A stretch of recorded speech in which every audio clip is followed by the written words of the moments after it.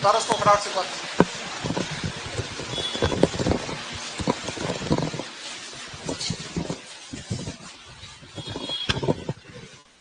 उतारो उसको। धन्यवाद।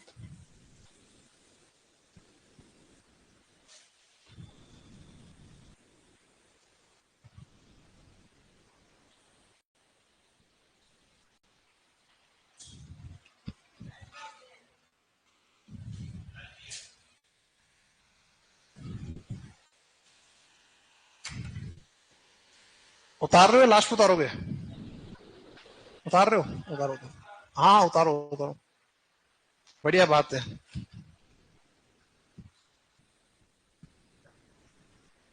हाँ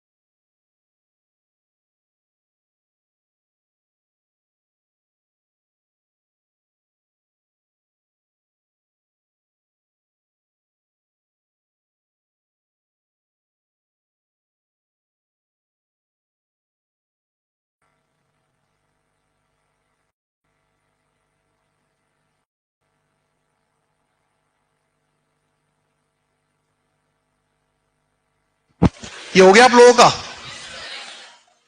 जल्दी करो, इनका नहीं हुआ है।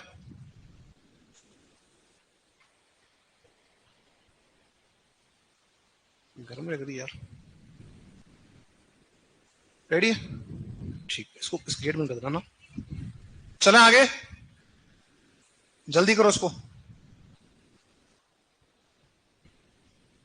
ओके ठीक। Black screen. कितने लोगों का बाकी है? पाल नाल ना, कोई दिक्कत नहीं लास्ट में, है ना? जिनका बाकी है वो लास्ट में डालना। अधिकांश लोगों का हो चुका है इसलिए। अब एक बार ये देख लो, यहाँ पे ये जो मैप आपका दिख रहा है, ये मैप किसका है? बनास का। किसका है? अगर आप यहां पर ध्यान से देखोगे तो इसमें आपको दिखेगा कि ये जो नदी आपकी फर्स्ट जो आपकी जा रही है, जो जा रही है कहां से? राजसमंद से, वो है आपकी बनास। ठीक है, और ये बनास यहां से जाते हुए आपकी इस तरह से बहते हुए चंबल के अंदर जाके मिल रही है। तो इसको अपन नाम क्या दे रहे हैं? बनास दे रहे हैं साहब। अब बनास के अंदर उदयपुर से एक नदी आकर आपको दिख रही है मिलते हुए, ये कौन सी है? बेड़च है। और यहां एक नदी है मेनाल। अब इस बनास के अंदर एक नदी जो निकलती राजसमंद से और चित्तौड़ के अंदर आपकी मिल रही है, इससे तो नाम हो जाएगा इसका चंद्र भागा नदी। चंद्रभागा नदी। इसके बाद में जो आप देखें ऊपर, तो यहां एक नदी और है जो आपकी यहां से बहते हुए जा रही है राजसमंद से, और भीलवाड़ा में मिल रही है किससे? बनास से। नाम है कोठारी। और कोठारी बांध कौन सा बना हुआ है? मेजा। ये नदी आपको दिख रही है जो राजसमंद से जा रही है, भीलवाड़ा, फिर टोंक जा रही है, और आपके अजमेर होते हुए टोंक जा रही है, और किससे मिल रही है? बनास से। नाम क्या है इसका? खारी। खारी पर बांध कौन सा है? खारी बांध। कहां पर है? भीलवाड़ा में। और एक बांध और कौन सा है? नारायण सागर, अजमेर का समुद्र। और यहीं पर के साथ कौन आ रही है? डाई। कौन आ रही है? और यहां एक नदी जिसपे हम देख रहे थे जयपुर से आ रही, सभी मधुपुर में बांध बना हुआ है, क्या नाम है उसका? नदी का नाम है मोरेल। क्या नाम है? मोरेल। तो यहां पर जो संगम आप देख रहे हो, उसमें संगम आपका एक हो रहा है यहां पर, फर्स्ट वाला। क्या नाम है इसका? बिगोद।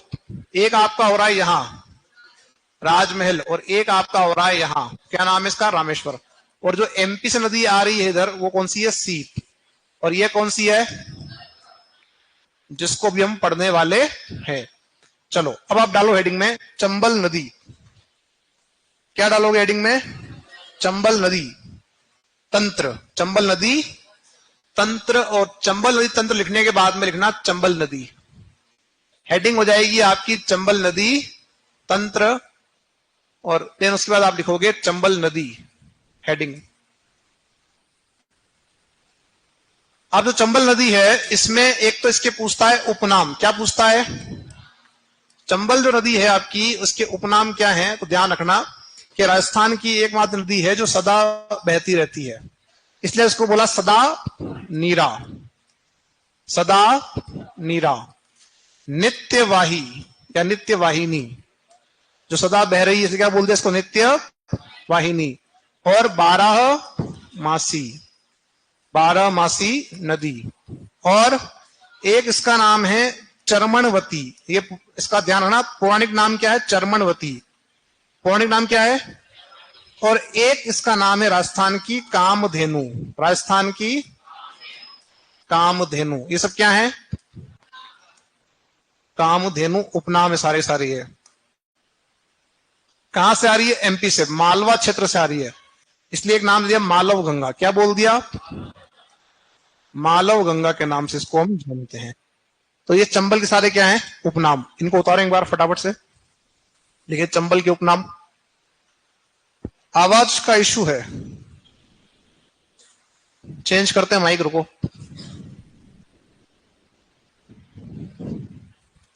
स्क्रीन भी दिख नहीं, क्या स्क्रीन क्लियर है या नहीं ऑनलाइन?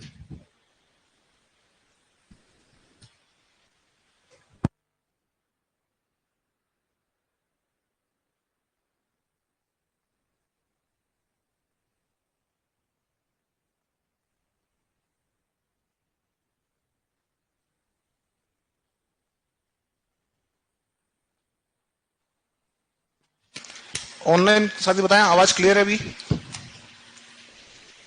जो साथी ऑनलाइन है, आवाज क्लियर है? आवाज क्लियर?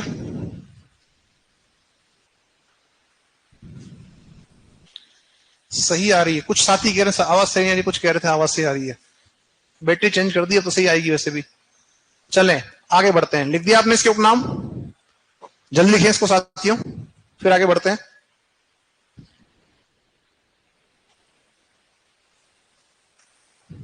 सभी हो गए यहां तक? चलो आगे बढ़ेंगे यहां से। अब बात आती है उद्गम के, चंबल का उद्गम कहां से होता है?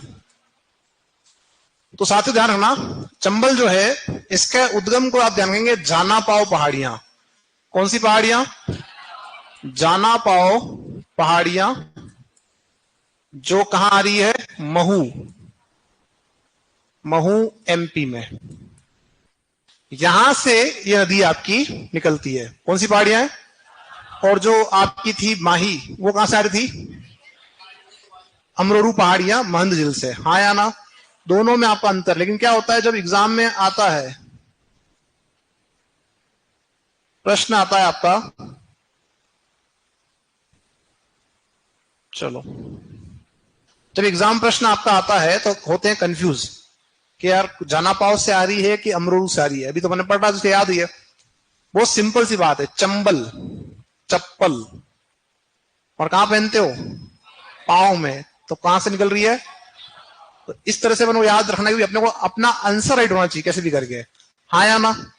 और वो कहां से आ रही? माही अमरोरू पहाड़ियों से आ रही है, महंद झील से। म से माही, म से महंद झील। क्लियर सभी का यहां तक? अब जो नदी आपकी चंबल है यह बहती है आपके महू, इंदौर, उज्जैन और मंदसौर, इन जिलों में यह आपकी बहती है। कहां बहती है? एमपी के अंदर। एमपी में अगर हम बात करें उज्जैन, उज्जैन से लोग जानते हैं बाबा महाकाल का मंदिर है। और किस नदी के किनारे बसा हुआ शहर है ये? शिप्रा। तो शिप्रा जो नदी आपकी है वह चंबल की सहायक है। शिप्रा नदी चंबल की सहायक नदी है, ये ध्यान रखना। बात समझ आ रही है? और ये खुद पवित्र है, तो चंबल भी क्या हुई? पवित्र नदी। हालांकि नदियां सारी पवित्र है। अब नदियों के पीछे जो है, अगर हम बात करें पवित्र होने के पीछे, तो आप देखें पीने का पानी मिल रहा है, और जिस जो हमें जीवन दे रही है, इसका मतलब क्या है? वो पवित्र है। तो इस तरह से हर नदी जो है वो पवित्र ही मानी जाती है। कोई भी नदी आपकी ऐसी नहीं जो अपवित्र हो। वो तो अपन कर रहे हैं, और अपन ने क्या किया कि गंदा पानी डाल डाल के नदियों को कर दिया दूषित। और सबसे ज्यादा जो दूषित नदी है राजस्थान की, वो कौन सी थी? कौन सी है? बांडी। क्या बोला उसको अपन ने? केमिकल रिवर, है ना, सर्वाधिक प्रदूषित नदी। और सबसे प्रदूषित झील कौन सी थी? साफ करने के लिए पैसा बाहर से आ रहा है। कहां से आ रहा है? कनाडा से आ रहा है। कौन सी योजना में? पुष्कर गेप योजना के अंदर आपका आ रहा है। कुछ स्मेल आ रही है जलने की, है ना? इधर से मुझे लग रहा है शायद, आई थिंक है, आ रही है। इसमें से आ रही क्या? आती रहती है। एक बार जाना सकते नीचे, बुला लेना। नुकसान क्यों हुआ? बोलना कि एक बार आप आए 18 नंबर में। चलो, तो हमने बात कर ली कि सब ये महू, इंदौर, उज्जैन और एक आपका मंदसौर वैदी। अब बात आती है कि चंबल राजस्थान में प्रवेश कहां से करती है। तो आप लोग ये पढ़ रहे होंगे किताबों में, गाइडों के अंदर, कि इसका प्रवेश होता है चौरासीगढ़ से। कहां से होता है? पढ़ते हैं। लेकिन दोस्तों मैं अगर ये कहूं कि सब चौरासीगढ़ से राजस्थान के अंदर ये एंटर नहीं करती, तो क्या है बात सही है गलत? तो बात सही होनी चाहिए, मैं कह रहा हूं तो, है ना? सर थोड़ी यहाँ स्मेल आ रही हल्की सी जलने की। नहीं, स्मेल आ रही, बात चेक करो ना। आ रही है आपको, है ना? इसको बंद कर दो फिर, तो गर्मी हो जाएगी ज्यादा। चलो, अब जो अपन बात कर रहे हैं कि साहब मैं ये कह रहा हूं कि 84 से इसका प्रवेश नहीं हो रहा है, तो फिर प्रवेश कहां से हो रहा है? एक्चुअल में 84 जो गढ़ आपका है वो आपका मंदसौर में है। कहां है? 84 गढ़। गढ़ मतलब किला, हाँ या ना? अगर ये किला राजस्थान में होता तो कहीं ना कहीं तुम आर्ट एंड कल्चर में पढ़ते, कहीं ना कहीं तुम युद्ध उद्ध में पढ़ते, हाँ या ना? क्या तुमने इसके अलावा कहीं पढ़ा क्या? उसको नहीं पढ़ा। इट मीन वो राजस्थान में है ही नहीं। हमारे राजस्थान में, यानी राजस्थान की सीमा में जो प्रवेश होता है वो होता है भैंसरोडगढ़ से। कहां से होता है? न कि ये कहां आता है? अभी अपन गूगल में पे देखेंगे तो आपको मिल जाएगा कि ये सब ये एमपी में है। कहां पर है ये? एक किला है, और ये किला मंदसौर एमपी के अंदर आपका बना हुआ। हमारे राजस्थान में प्रवेश जो होगा वो कहां से होगा? लिखो इसके अंदर, लिखो उद्गम जानापाव पहाड़ियां, जानापाव पहाड़ियां, जानापाव पहाड़ियां, जानापाव पहाड़ियां महू एमपी से। उद्गम कहां से हो रहा है? जानापाव पहाड़ियां महू एमपी से। लिख दिया, महू एमपी से। नेक्स्ट लिखो इसमें, चंबल एमपी में, चंबल एमपी में, चंबल एमपी में महू इंदौर, महू इंदौर, महू इंदौर, उज्जैन, महू इंदौर, उज्जैन, उज्जैन व मंदसौर जिलों में बहती है। मंदसौर जिलों में बहती है, मंदसौर जिलों में बहती है। ठीक है, नेक्स्ट क्या है? उज्जैन की शिप्रा नदी, उज्जैन की शिप्रा नदी, उज्जैन की शिप्रा नदी, शिप्रा नदी चंबल की सहायक है। उज्जैन की शिप्रा नदी चंबल की सहायक है। लिख दिया सबने? अब नेक्स्ट जो अपनी बात हम यहां कर रहे हैं कि साहब इसका प्रवेश कहां से हो रहा है राजस्थान में, तो मैंने कहा आपको कि ये जो इलाका आपका है, ये इलाका आपका है भैंसरोडगढ़, जिसे हम एक नाम बोल सकते हैं रावत भाटा। क्या दे सकते हैं? भैंसरोडगढ़ ओब्लिक आपका रावत भाटा। ये जो आपका क्षेत्र है, यहां से अपने राजस्थान में इसका प्रवेश होगा। अब यहां से प्रवेश करने के बाद में तो ये जो जिला हमारा है कौन सा है? चित्तौड़ का इलाका है। तो ये चित्तौड़ में बहती है। चित्तौड़ से कहां जा रही है आपके? ये कहां जा रही है? कोटा वाले इलाके में। ठीक है, आगे जाएगी कहां पे? बूंदी वाले इलाके में। फिर आपका सवाई माधोपुर में। ठीक है, और उसके बाद में आपका करौली, और उसके बाद में आपका धौलपुर में। और धौलपुर से ही ये राजस्थान से बाहर जाती है, और ये जाती है कहां पर? यूपी में। कहां जाती है? और यूपी जो आपका है वहां पर एक किससे मिलेगी? यमुना से। किससे मिलेगी? यमुना से मिलेगी। तो ध्यान ये रखना है कि राजस्थान से ये जाती है आपका यूपी में और मिलती है यमुना से। अब एंट्री कहां से हो रही है? एंट्री हो रही है हमारे यहां राजस्थान में भैंसरोडगढ़ से। तो एग्जिट जो इसका है वो कहां से होगा? बाहर कहां से जाएगी? तो ये बाहर जाएगी आपके पीनाहट से। कहां से जाएगी? जो पीनाहट क्षेत्र है, ये पीनाहट से आपका जो है, पीनाहट धौलपुर से आपका जो है यूपी में प्रवेश करेगी। राजस्थान में प्रवेश कहां से हुआ? और राजस्थान में बाहर कहां से वापस गई? राजस्थान के बाहर पीनाहट से। ये दोनों बातें आपके लिए महत्वपूर्ण है। लिखो इसके अंदर, चंबल का, चंबल का राज्य में प्रवेश, चंबल का राज्य में प्रवेश, राज्य में प्रवेश चित्तौड़ के, चित्तौड़ के भैंसरोडगढ़ ओब्लिक रावत भाटा, चित्तौड़ के भैंसरोडगढ़ ओब्लिक रावत भाटा क्षेत्र से होता है।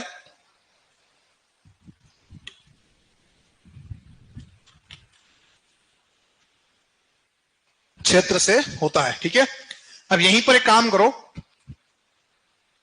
कोष्टक बना के लिखो, चौरासीगढ़, कोष्टक में लिखना चौरासीगढ़ मंदसौर एमपी में आता है। चौरासीगढ़ मंदसौर एमपी में आता है। चौरासीगढ़ मंदसौर एमपी में आता है। कर दिया, कोष्टक बंद। नेक्स्ट लिखो अगला बिंदु, चंबल राज्य में, चंबल राज्य में, चंबल राज्य में चित्तौड़, चित्तौड़ कोटा बूंदी, चित्तौड़ कोटा बूंदी, कोटा बूंदी सवाई माधोपुर, सवाई माधोपुर करौली, करौली, करौली में बहते हुए, में बहते हुए धौलपुर के, धौलपुर के, धौलपुर के पीनाहट से, पीनाहट, धौलपुर के पीनाहट से यूपी में प्रवेश करती है, यूपी में प्रवेश करती है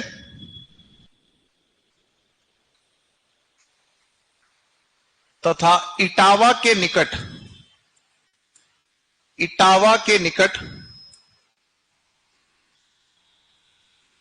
इटावा के निकट मुरादगंज में, इटावा के निकट मुरादगंज में, मुरादगंज में यमुना से मिलती है। इटावा के निकट मुरादगंज में यमुना से मिलती है। इटावा के निकट मुरादगंज में यमुना से मिलती है। कहां जा रही है ये? यूपी जा रही है। एमपी से आई राजस्थान में, राजस्थान से यूपी में गई। अब एक बात यहां समझना कि मैं जो अभी आपको बता रहा था कि साहब चौरासीगढ़ कहां आता है? एमपी में आता है। आप खुद देख लो गूगल मैप के ऊपर चौरासीगढ़ किला लिखा हुआ है, और कहां लिखा हुआ है? गांधी सागर। कहां लिखा हुआ है? ये तुम्हारा चौरासीगढ़ क्षेत्र है। और अब इसके ऊपर चलते अपन उत्तर की ओर। तो जब उत्तर की ओर जाओगे तो आप देखोगे कि राजस्थान और एमपी की सीमा आ गई। हाँ या ना? हमारा राजस्थान तो बहुत दूर रह गया इस सीमा से। तो आप खुद सोचो कि भैया प्रवेश जो हो रहा है वो कहां से हो रहा है? वो प्रवेश आपका जो हो रहा है, जहां से हो रहा है हमारे रावत भाटा, और रावत भाटा में हमने क्या किया? वहीं पर हमने एक डैम बना दिया, जिसमें क्या बोल रहे हैं? राणा प्रताप सागर। पास में आ रही है? तो ये ध्यान रखना। आगे लिखे नेक्स्ट, अगला बिंदु, अगला लिखे चंबल की कुल लंबाई, चंबल की कुल लंबाई 1051 किलोमीटर। 1051 किलोमीटर। राजस्थान में 322 किलोमीटर। राजस्थान में 322 किलोमीटर। और ये सब अपन कहां से देख रहे हैं? जो आपका जो 2017 के अंदर जो वोटर सर्वे रिपोर्ट आई थी उससे। और जबकि जो पुराने आंकड़े हैं उनकी अगर हम बात करें, जो आपका जो पुराना आंकड़ा है, ओल्ड जो डेटा इसका है, उस ओल्ड डाटा के अंदर आपका जो लंबाई दे रखी है वो दे रखी है 966। 900 जो पुरानी ऑथेंटिक बुक्स हैं उनमें भी यही दे रखी लंबाई। लेकिन चूंकि आपका नया सर्वे हो चुका है तो नई लंबाई आपको याद रखनी है, और नए के साथ पुरानी भी याद रखनी है। तो पुराना जो आंकड़ा है उसके हिसाब से जो लंबाई आपकी है 966 है। जबकि राजस्थान में लंबाई कितनी है? 135। किसके अकॉर्डिंग? पुराने आंकड़ों के अनुसार। तो लिखो साथियों, कुल लंबाई लिख दिया आपने 1051 किलोमीटर, और राजस्थान में 322। अब देखो पुराने आंकड़ों के अनुसार, पुराने आंकड़ों के अनुसार, पुराने आंकड़ों के अनुसार लंबाई 966 किलोमीटर। 966 किलोमीटर। राजस्थान में 135 किलोमीटर। कितनी राजस्थान में? 135। तो ये ध्यान रखना कि ये जो डेटा आपका ये लेटेस्ट वाला है जो नई रिपोर्ट के अंदर आ रहा है, और ये पुराना आंकड़ा आपका दिया हुआ है। तो जब पीवाईक्यू करोगे तो ये आपको क्वेश्चन वहां पे मिल जाएंगे। अब एक और बात चलते अपन आगे। आप यहां देखो कि जो नदी आपकी चंबल है, ये सवाई माधोपुर जो क्षेत्र है हमारा, यहां पर एक स्थान आता है आपका पलिया। क्या नाम है? और पलिया से लेकर जो आपका अंतिम बिंदु है वाला है, जिसे हम कह रहे हैं पीनाहट, ये नदी जो बह रही है चंबल राजस्थान के अंदर, पलिया से लेकर आपका पीनाहट के अंदर, ये कभी राजस्थान में कभी एमपी में। ये ऐसा नहीं कि पूरे राजस्थान में बह रही हो, तो कभी राजस्थान में कभी एमपी में, इस तरह से सीमा बनाते हुए बहती है। कौन? तो ध्यान रखना कि चंबल क्या करती है? राजस्थान और एमपी के मध्य बनाती है अंतर राज्य सीमा। क्या बनाती है? जो बनती है पलिया से मधुपुर से लेकर पीनाहट धौलपुर। और कितनी बनती है? 252 किलोमीटर लंबी आपकी क्या बनती है? अंतर राज्य सीमा बनती है। लिखो आगे साथियों, चंबल नदी, चंबल नदी पलिया सवाई माधोपुर से, चंबल नदी पलिया सवाई माधोपुर से, पलिया सवाई माधोपुर से पीनाहट धौलपुर, पीनाहट धौलपुर, पीनाहट धौलपुर के मध्य, धौलपुर के मध्य, मध्य तक राजस्थान व एमपी के बीच, राजस्थान व एमपी के बीच, एमपी के बीच, एमपी के बीच 252 किलोमीटर लंबी, 252 किलोमीटर लंबी अंतरराज्य सीमा बनाती है। 252 किलोमीटर लंबी अंतरराज्य सीमा बनाती है।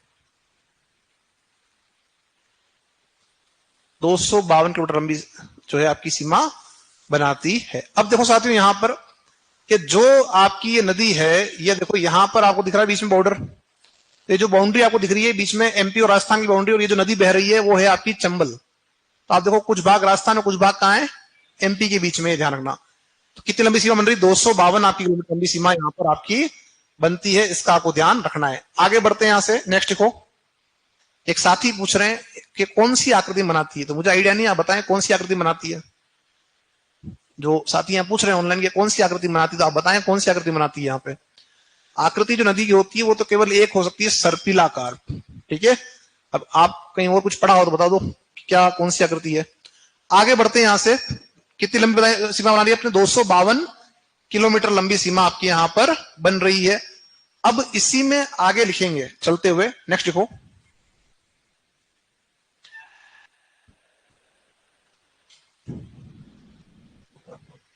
देखो साथियों, जो नदी है आपकी चंबल, इसके बारे में एक बात और सुन लो, एक फैक्ट और बता देता हूं।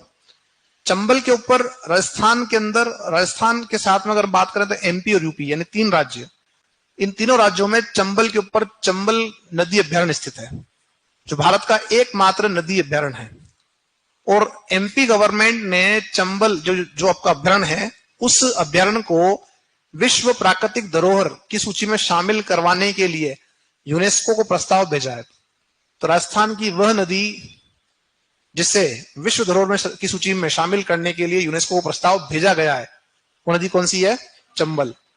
आप यहां बात समझे कि विश्व प्राकृतिक धरोहर सूची के अंदर राजस्थान का केवल एक स्थान है, और वो है केवलादेव। कौन सा है, ठीक है, ये ध्यान रखना। तो चंबल क्या है, प्रस्तावित की गई है। तो लिखो साथियों, इसमें लिखो, एक लाइन जोड़ो। देखो चंबल नदी अभ्यारण्य, चंबल नदी अभ्यारण्य को, चंबल नदी अभ्यारण्य को, चंबल नदी अभ्यारण्य को विश्व प्राकृतिक धरोहर, विश्व प्राकृतिक धरोहर, विश्व प्राकृतिक धरोहर की सूची में, की सूची में शामिल करने के लिए, की सूची में शामिल करने के लिए, शामिल करने के लिए एमपी, एमपी गवर्नमेंट ने, एमपी गवर्नमेंट ने यूनेस्को को प्रस्ताव भेजा है, यूनेस्को को प्रस्ताव भेजा है, यूनेस्को को प्रस्ताव भेजा है। क्लियर, चलो अब यहां एक छोटी सी बात हम करते हैं, जो मैंने भी बोला था कि साहब कौन सी आकृति बनाती है। तो जो आप बता रहे हैं वृक्षाकार आकृति, मैं फिर बता देता हूं, नदी वृक्षाकार आकृति अकेले नहीं बना सकती। ठीक है, आपने जैसे वृक्षाकार आकृति बोला, मैंने मैप खोल दिया। अब आप इसको यूं देखो, उल्टा कर लो इसको, यूं उल्टा घुमा देता हूं मैं अगर आपके सामने, तो ये तो हो गया पेड़ का तना, और ये हो गई शाखाएं। ठीक है, तो वृक्षाकार जो है वो प्रतिरूप होता है अपवाह का, नदी की आकृति नहीं होती, ये ध्यान रखना। वृक्षाकार प्रवाह प्रतिरूप है, जैसे मैंने बताया था अभी अध्यारोपित। तो वैसे ही जब आपका, जब किसी नदी के अंदर दोनों दिशाओं से अलग अलग नदियां आकर मिलेगी, और उन नदियों की जो सहायक नदियां आकर मिलेगी, तो वो आपका कहलाएगा, इस तरह का जो आकर बनेगा उसे हम कहेंगे वृक्षाकार प्रतिरूप। एक बात और सुन लो, चलो ये बात आई है बीच में। तो एक तो अपन पढ़ रहे हैं ड्रेनेज सिस्टम, क्या पढ़ रहे हैं, तो हमारे कोर्स में रखा है ड्रेनेज सिस्टम, और एक होता है ड्रेनेज पैटर्न। तो जो ड्रेनेज पैटर्न होता है वो आपके या किसी के काम नहीं आ रहा, वो आता है जैसे कोई ज्योग्राफी के अंदर जो आप अगर दे रहे हो एग्जाम, कोई नेट वेट का है ना, फर्स्ट ग्रेड का जो अगर प्रोफेसर का, वहां वो काम आता है। तो वो ड्रेनेज जो है वो आपका होता है प्रतिरूप होते हैं, उसे हम कहते हैं ड्रेनेज पैटर्न बोलते हैं। हम जो पढ़ रहे हैं वो ड्रेनेज सिस्टम है, दोनों चीजें अलग है। ठीक है, तो मैंने कहा ये चीज मैंने कभी सुनी नहीं कि इस तरह कोई आकृति बन रही है। आप इसको अगर इसको ऐसे देखो, इसको घुमा देते हैं उल्टा, है ना, इसको उल्टा घुमा देते हैं, अगर ऐसे कर देता हूं मैं इसको, साथ मेरा नाम भी घूम रहा है। हाँ कुछ तो कह रहे हैं, हाँ घूमने दो। चलो अब देखो, आप इसको उल्टा किया तो क्या हो रहा है, जैसे कोई पेड़ आपका जो है वो लग रहा है, ऐसा लग रहा है। इसे हम क्या बोलते हैं, इसे हम बोलते हैं आपका वृक्षाकार प्रतिरूप बोलते हैं। लेकिन ध्यान रखना कि ये अभी आपके सिलेबस में ही नहीं है। अभी क्या होता है, कुछ गाइड वाले कुछ अपने जो है वो डाल दिया आपने भाई, और उसको होता ये कि कहां से लाएगा नया कंटेंट, ये तो कंटेंट वही है। आज अगर मैं मान लो मेरी बुक निकालता हूं, तो क्या मैं कंटेंट कहीं चला सकता हूँ दूसरा, जो है वही लिखना पड़ेगा ना। अगर बनास पे 4 बांध में 4 ही लिखूंगा, 5 लिख नहीं सकता। तो मैं क्या ऐसा करूं, मेरी बुक भी है, तो या तो मैं इस कंटेंट को अच्छे से डिजाइन करूं, मैप वेप लगाऊं, पहला। दूसरा ये कर सकते हैं कि कुछ ऐसे अटपटे क्वेश्चन डाल दो जो किसी और में है ही नहीं। जैसे मैंने भी आपको बताया था बीलबेरी का, तो अब जो पढ़ रहा है उसको पता ही नहीं कि जलप्रपात और शिप्रिका दोनों अलग अलग है। उसके लिए तो दिमाग में एक ही चीज बात है कि पहाड़ी से पानी आ रहा है, उसका मतलब क्या हो गया, वाटरफॉल हो गया। नहीं होता है वो शिप्रिका होती है। अगर आपको डीप नॉलेज जब है तब आप सब बता पाओगे। जैसे भी बोला वृक्षाकार, तो वृक्षाकार तो है ही नहीं आकार, वो तो प्रतिरूप है, और वो केवल एक नदी का नहीं, किसका है, पूरे तंत्र का है।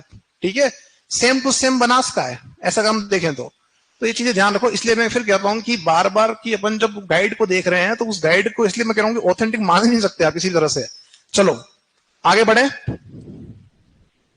नदी जो बनाएगी आकार, वो या तो तीराकार जिसे हम कहते हैं, तीर प्रतिरूप जिसे हम कहते हैं, आपका तीर के समान तीखी सीधी हो सकती है, या बल खाते हुए जा सकती है।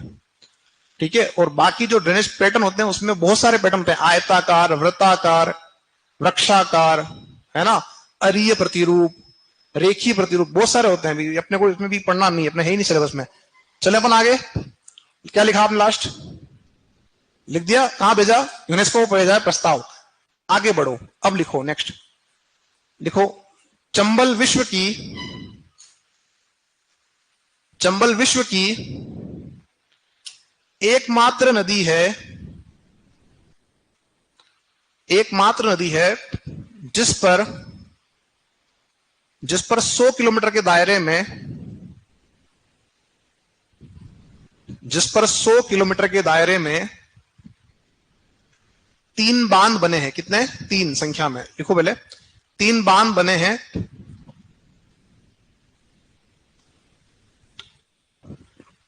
तथा तीनों पर विद्युत उत्पादन होता है।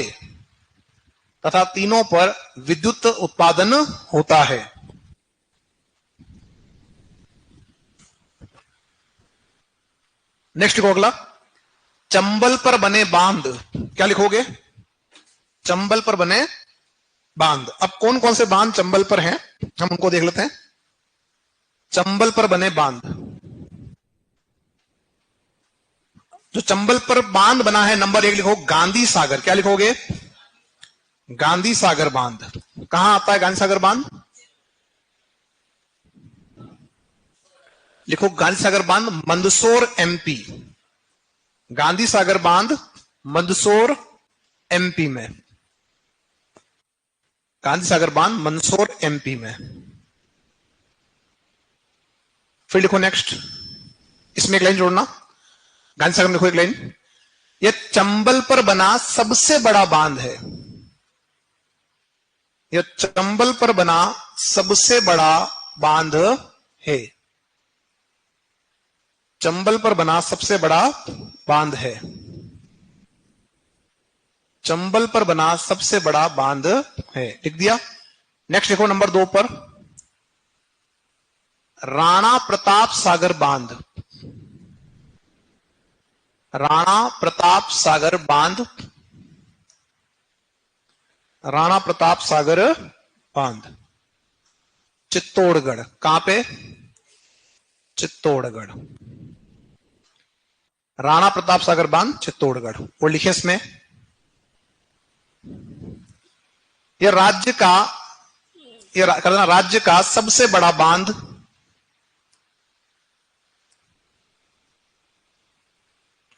यह राज्य का सबसे बड़ा बांध, ब्रैकेट में कर देना, कोष्टक बना के, बहुउद्देशीय परियोजना। बहुउद्देशीय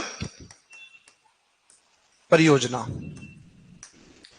सबसे बड़ा बांध क्वेश्चन में कर दिया, बहुउद्देशीय परियोजना कोष्टक बंद है। ठीक है, क्षेत्रफल 113 वर्ग किमी, क्षेत्रफल 113 वर्ग किमी, 113 वर्ग किमी। क्लियर? अब लिखे इसमें जोड़े, यह तत्कालीन, तत्कालीन मतलब उस समय के जो बांध है, यह तत्कालीन बांधों में, यह तत्कालीन बांधों में सबसे सस्ता बांध है। यह तत्कालीन बांधों में सबसे सस्ता बांध है। इसके निर्माण में, इसके निर्माण में लगभग 131 करोड़ रुपए का खर्च आया। इसके निर्माण में लगभग 131 करोड़ रुपए का खर्च आया। सस्ता ही है ना? सस्ता इसलिए है कि भाई उस समय जो बने होंगे बांध दूसरे वो उससे महंगे होंगे, पर ये इसमें कम खर्च आया है ना। हो सकता है जो व्यक्ति बना रहा हो ईमानदार हो बेचारा, अरे हाँ है ना। और वास्तव में पहले के लोग ईमानदार थे, आपको पता है, होना चाहिए। अपने जगह देखोगे जो अपने दादा परदादा थे वो वास्तव में ईमानदार थे या नहीं थे? बहुत ज्यादा ईमानदार थे, अपनी तुलना में वो ज्यादा थे। मान लो अगर अपन कहते हैं हम ईमानदार हैं, तो अपनी तुलना में तो वो कहीं गुना ज्यादा ईमानदार थे, वास्तव में थे। ठीक है ना? और जो नहीं थे फिर वो बढ़िया थे, फिर तो है ना। जो नहीं थे वो आज बढ़िया कह सकते मन की फले फूले हुए होंगे, है ना।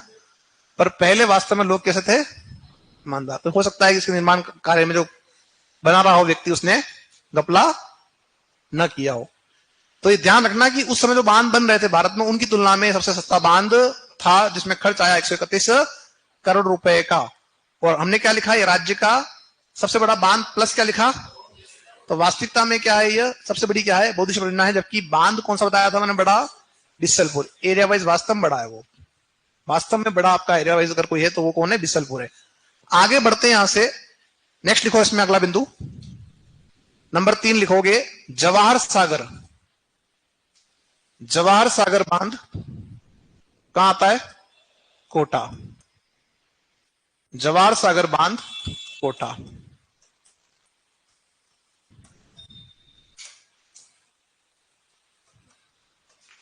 लिख दिया। नंबर लिखो 4, Kota barrage Kota. Kota barrage Kota. Kota barrage कहां आता है? कोटा में। अब मैंने आपको एक बात लिखवाई थी कि चंबल पर 100 किलोमीटर के दायरे में 3 बांध बने तथा तीनों पे बिजली बन रही है। देखो चंबल पे टोटल 4 बांध है, लेकिन जो बिजली का उत्पादन होता है वह चारों पर नहीं होता। वो एक तो हो रहा है कहां पर? गांधी सागर में। एक कहां हो रहा है? राणा प्रताप। और एक कहां हो रहा है? जवाहर सागर में। लेकिन जो कोटा बैराज है वह केवल सिंचाई बांध है। क्या है यह? और इसमें सिंचाई करने के लिए आपने निकाली नहरें। क्या निकाली? एक जारी इधर, एक जारी इधर। अभी जो इधर जारी वो कौन सी? दाई है कि बाई है? जो जारी इधर वो दाई है कि बाई? बाई है। बाई वाले कौन कौन? Very good. क्यों है? क्योंकि नदी यू जा रही है तो क्या हो जाएगा? ये बाया है। तो ये जो डैम आपका है, इसमें जो नहर निकाली आपने बाई नहर, ये बाई नहर आपका किसको जल देगी? तो ये जल देगी कोटा और बूंदी को। कोटा और बूंदी को ये जल देगी। और जो ये वाला आपका इलाका है, इसमें जो दई नहर आपकी है, कोटा 12 और 12 से होते हुए जाएगी एमपी में। कोई है इधर 12 साइड से? कौन कौन साथी है? एक बार हाथ थोड़े से ऊपर करना है। 1-2 साथी हैं। आप लोगों ने सुना होगा, हालांकि अपने कोर्स में भी नहीं, इसलिए हम ज्यादा बात नहीं करेंगे, पर क्योंकि बात आ रही बीच में तो हम बात करेंगे। जो आपकी नहर दाई नहर है, इस नहर पर आपने बना रखी है लिफ्ट नहरें। क्या बना रखी है? लिफ्ट नहरें। सुना है इसके बारे में? कौन कौन सी है? कोई इक्का दुक्का नाम याद है? अंता, अंता माइनर, कचारी, पचेल, गणेशगंज, सोरखंड, है ना। ये सब क्या है? ये सब आपकी लिफ्ट नहरें। किस पर? दाई नहर पर। किस पर है? पर चूंकि अभी अपने कोर्स में नहीं, इसलिए हम ज्यादा बात इसके बारे में नहीं कर रहे हैं। तो बाई नहर कहां जा रही है? कोटा बूंदी को पानी दे रही है। और जो दाई नहर है वो कहां जा रही है ना। चलो तो लिखो इसमें कोटा बैराज लिखो। कोटा बैराज कोटा और लिखो, यह केवल सिंचाई बांध है। यह केवल सिंचाई बांध है, यह केवल सिंचाई बांध है। इससे दो नहरें निकाली गई है, इससे दो नहरें निकाली गई है। नंबर 1 बाई नहर, बाई नहर, और जो बाई नहर है उसमें लिखो, बाई नहर लिखो कोटा व बूंदी, कोटा व बूंदी, कोटा व बूंदी को जलापूर्ति करती है, कोटा व बूंदी को जल आपूर्ति करती है, कोटा व बूंदी को जलापूर्ति करती है,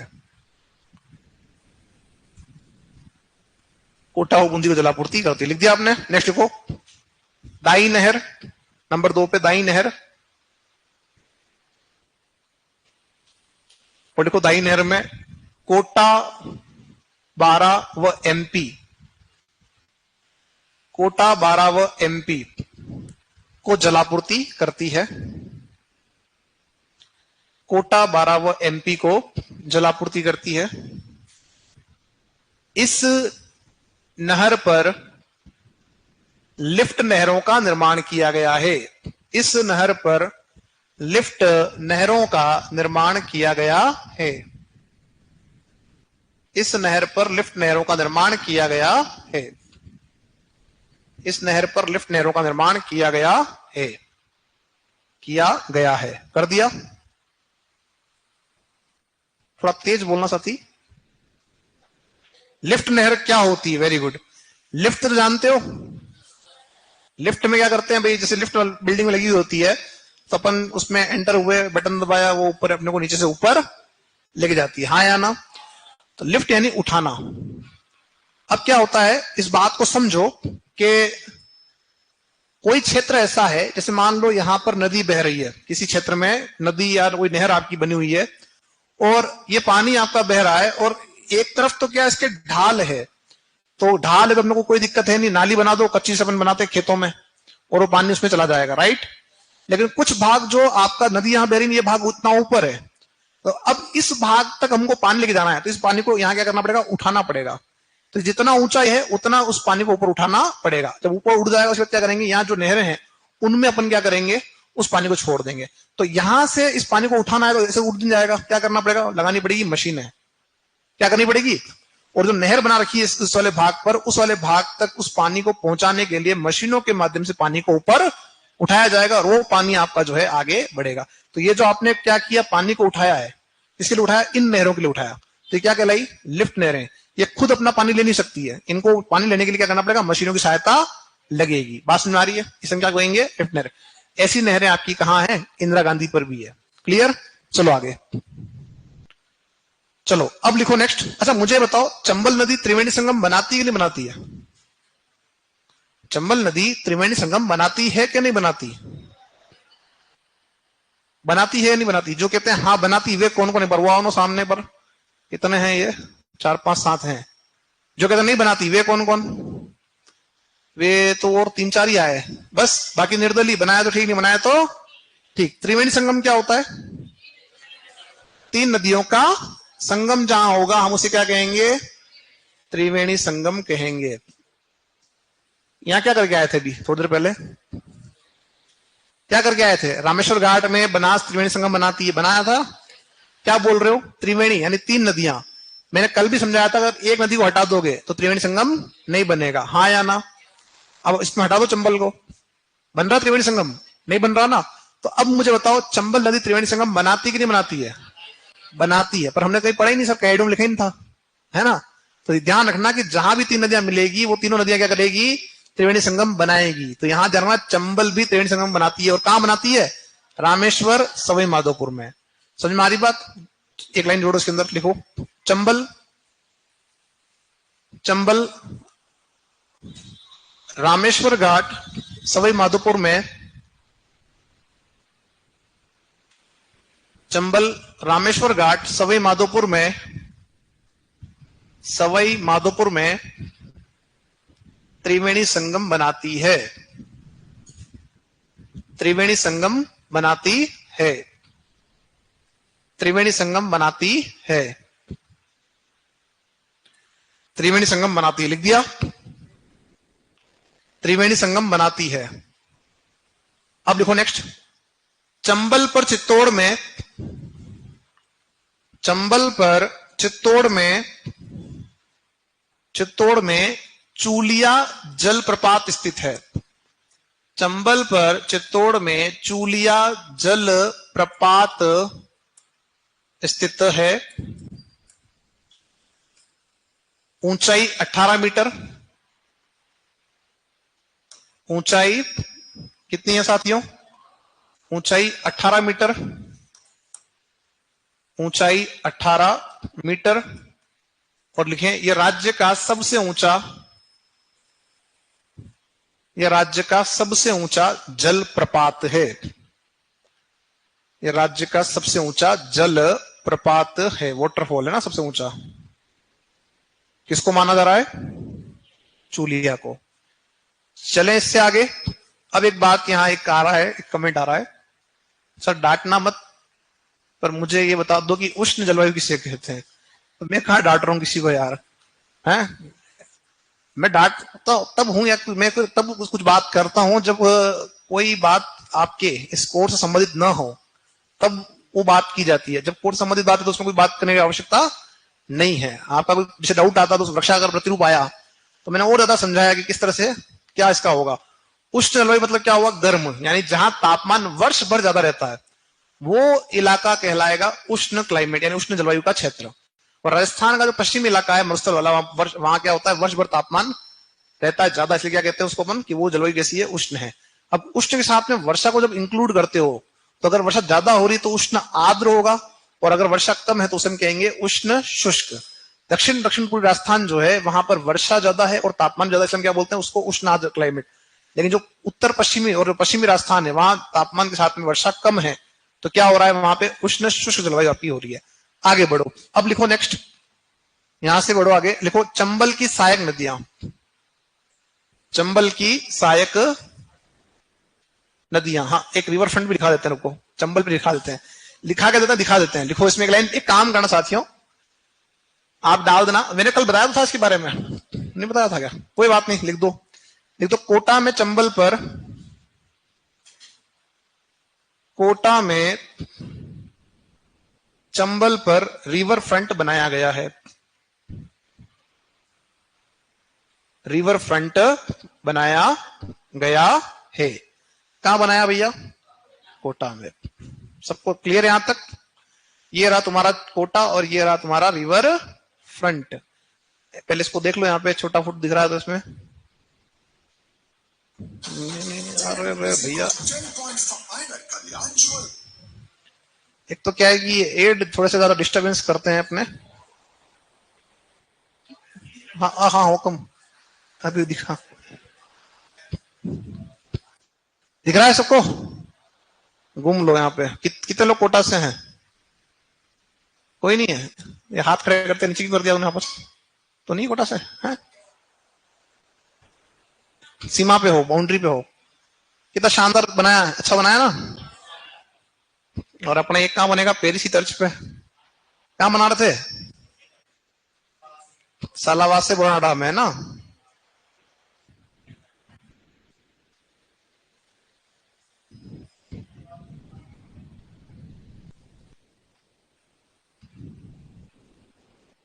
चलो हो गया, समझ में आ गई बात? क्या है ये? रिवर फ्रंट है साहब।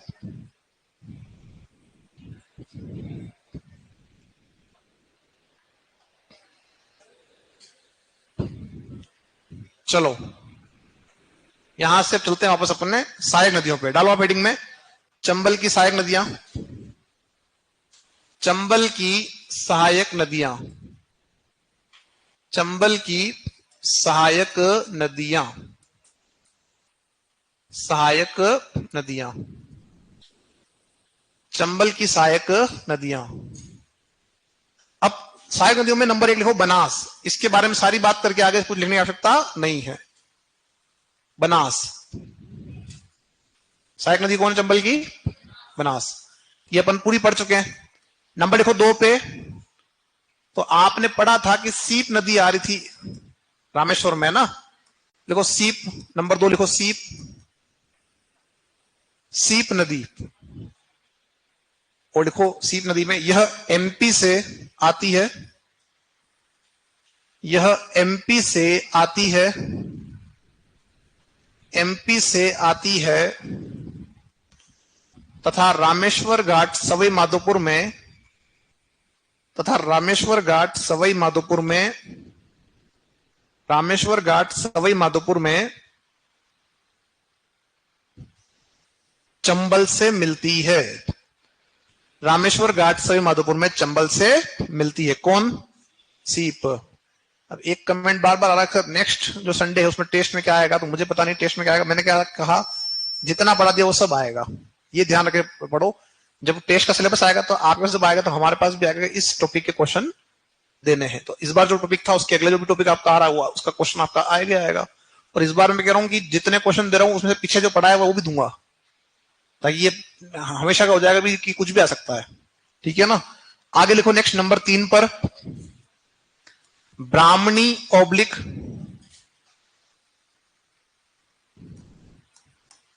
ब्राह्मणी ऑब्लिक बामनी। तो इसको बामनी बोलते थे, पता नहीं एग्जामिनर ने क्या एक बार दे दिया ब्राह्मणी दे दिया, तो वहीं से फिर ब्राह्मणी बामनी करने लग गए। बाकी इसका नाम क्या है? बामनी ही है।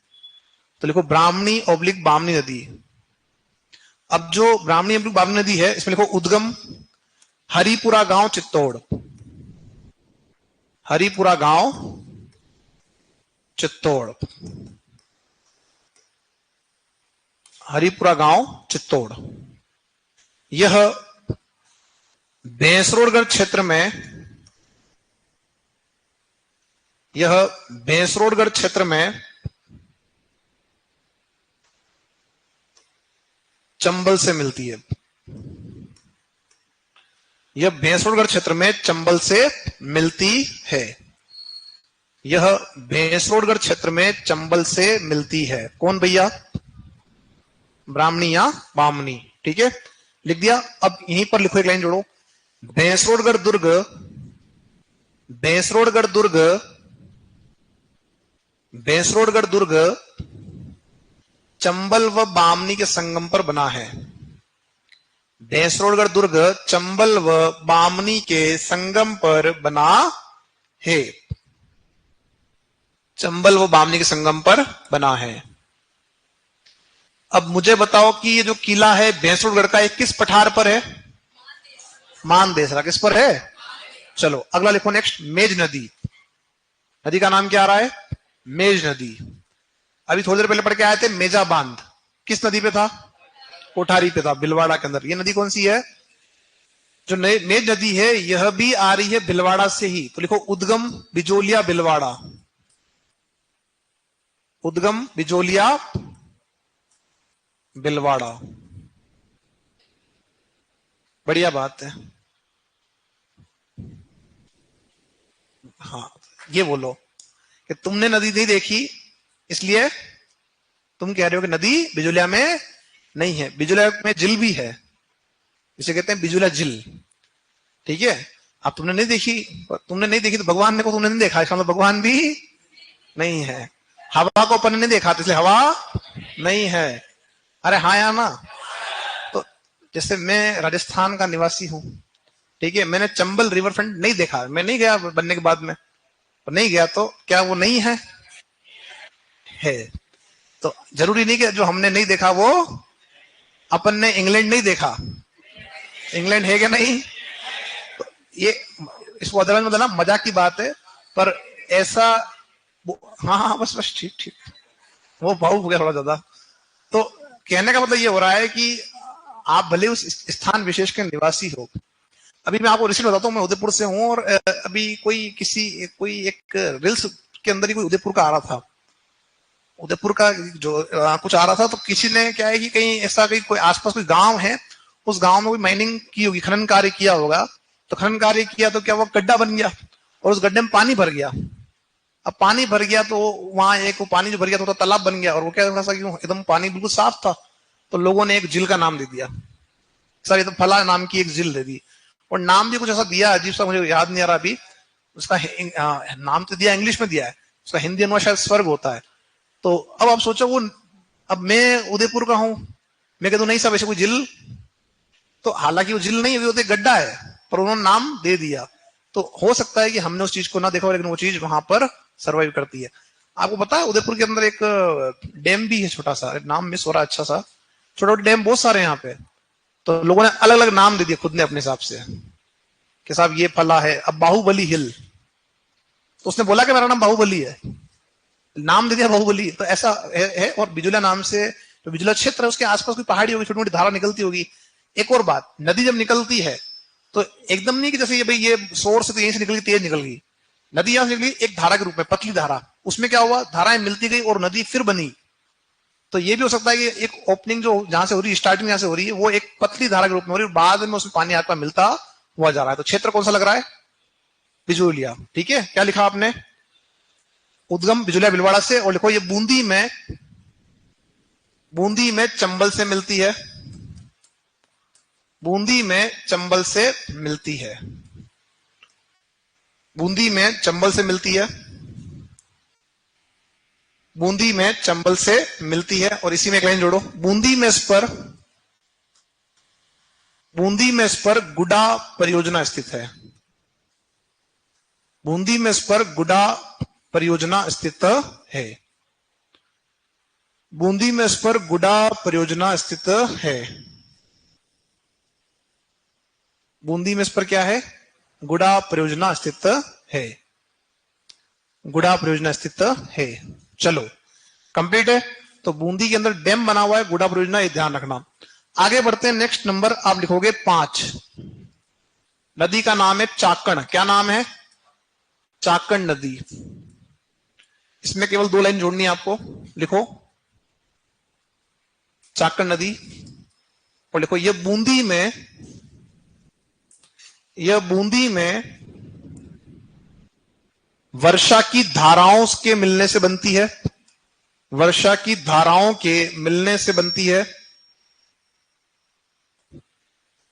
वर्षा की धाराओं के मिलने से बनती है।